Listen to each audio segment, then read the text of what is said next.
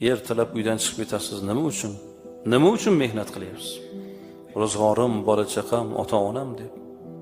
Va topayotgan pulingizni qanchasini o'zingizga ishlatasiz? Hech qanchasini. Butun borlig'ingiz o'zingiz kiymasangiz ham o'g'lim, qizim yaxshi kiysin, birovdan kam bo'lmasin, tengqurlardan kam bo'lmasin deb ota usti yupun bo'lsa ham bolasini yaxshi kiyintirib qo'yadi.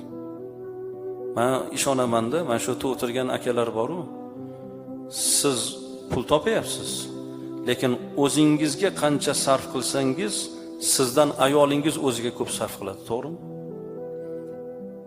Sizdan ko'proq kiyimga pul sarf qiladi. O'zi uchun erkak kishidan ayol kishi ko'proq pul sarf qiladi. Lekin shu pulni siz topayapsiz.